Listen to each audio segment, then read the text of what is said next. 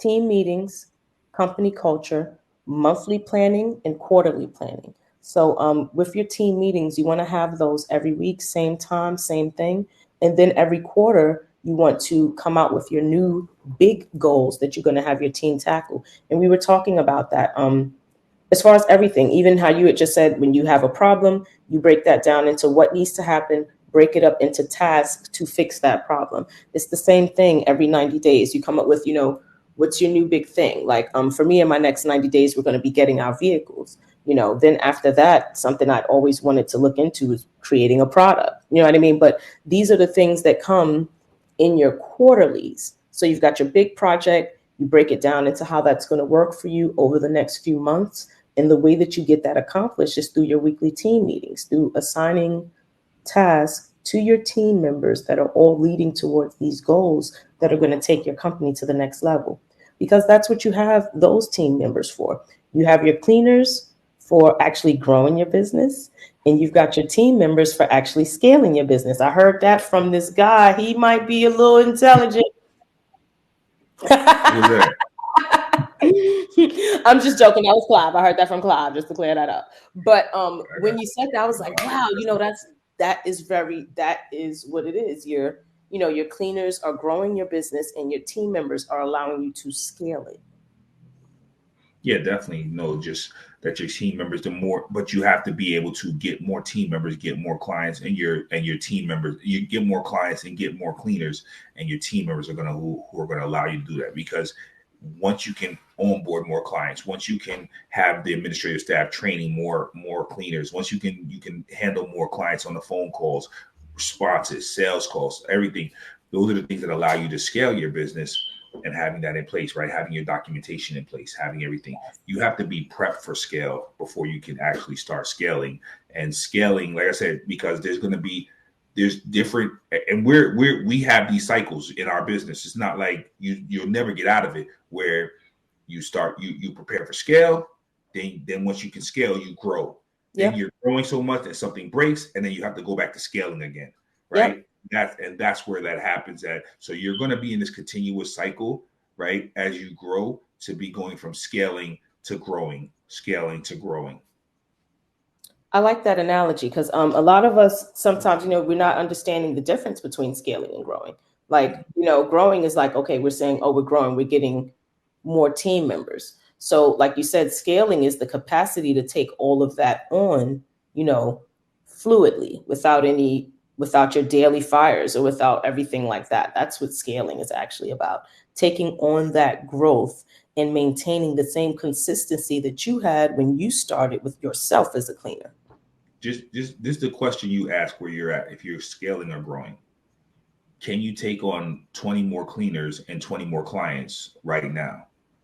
Right? If you had to influx them into your business right now, could you onboard them, train them, and and if you had 20 more clients, could you get them ramped up? Could you get them set up right this minute? Or what that number is. Maybe you could take on 5 and 5 right now, 3 and 3 Right, right now. right. But that's how you know what situation you're in. If you're like, oh, my goal, I need to get more cleaners and more clients, then you're growing. If your main concern is like, man, right now we don't, we're getting we're having fires every day, we're having problems every day, we're getting cleaners and we're getting, because you're always growing and scaling technically, Yep. but one is more important than the other in different aspects, right? So it's like, look, we keep getting cleaners on, but we're losing cleaners because we don't have a team culture. We're getting clients on, but we're losing clients left and right because we can't service them the right way, right? Yeah. We're not checking on them. So that's where we go to and we see, okay, that's a scaling problem. And now it's like we have systems in place, but we're not getting enough cleaners. We're not getting enough clients. So now that's a growing problem. Now we have to work on different marketing strategies and different strategies to go get cleaners and go get clients. Exactly. And I like how you broke that down so that we can understand that not just the difference between growing and scaling, but the fact that you're always doing either, and there's always ways to improve on both of them. And Exactly. where Exactly. It's we never come it's to the never ending. scaling part, no, it's at no side of it is it going to be easy, but it can be manageable, extremely manageable when you have all of your information in front of you, the way that we do with, through project management and things like that. Yeah. The last thing on that is just that when you think about it and you say to yourself, and just thinking a large company, any large company, and they understand, they go into a meeting saying, hey, all right, we need to scale. What do we need to do? There's going to be problems. It's not problems that you're going to avoid. Every business has problems. It doesn't matter who it is. Yeah. It's, can we handle those problems? Right. Can we be, are we being proactive before the problems even come, knowing that, all right, we're handling the problems, not fire, fire, fire, and you're going crazy, and and you want to put your head under the pillow at night.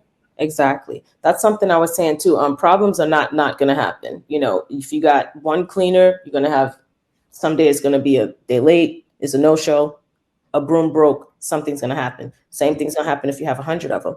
What is your plan? That is the difference between being ready, being set up. If you have something in place that systematically takes care of that, then you have less fires to put out, and you know you're managing your business because problems are going to happen. Your job, though, as the CEO, you're looking at where the problems are coming from and coming up with systems and ways to decrease that. Well, so when people use, so when we talk about fires, right? This is the analogy I like to have, is that there's always popping up fires, right? Now there's a difference if you look and you like, man, the first person is, do I have an extinguisher, right? Do I have an extinguisher? Like, so like it's a fire, put it out easy, right? I already have a plan for that, right? My extinguisher coming out, right? Mm-hmm. That's the first level. The next level is there's a fire going on and somebody else has the extinguisher. They know how to use the extinguisher because you people go to it where they know how to fire, they know how to extinguish the fire. They have a fire extinguisher. Then they put somebody else in place. A fire pops up and the person's like, "There's a fire going on." Like, you didn't use the extinguisher? What's going on? You don't know. I didn't know how to use it. I didn't even know it was there. You didn't instruct them how to do it. Now that but you want to have it where you're getting to a level where there's a fire, there's a fire extinguisher, and the person who's responsible, they know how to use the fire extinguisher and fire it. And then you don't find out till next week that there was a fire that even happened. Exactly. And when you find out next week, your job is to come up with that flame retardant soil so the fires start popping up. You know what I So mean? Because now you can exactly. focus on that part of being the fire chief instead of the fireman. Because now you've got firemen to go out and put out those little fires every day. Somebody didn't show up, supplies aren't there, work orders didn't show. But you, as the CEO, now you've put somebody in place to go and handle those daily fires. And now you can take your time to be like, what is causing this? Are we just in an area that's arid that burns up? Exactly. Change that. Or like, what is it? Can we get better extinguishers? Do we need better suits? What happens?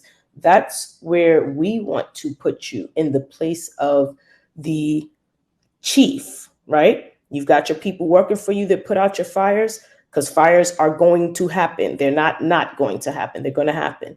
But how are you set up to take care of that? That's really the difference between being the owner operator and, a CEO that is just coming up with, ways to keep the fires from starting, as opposed to having to go and put them out every day.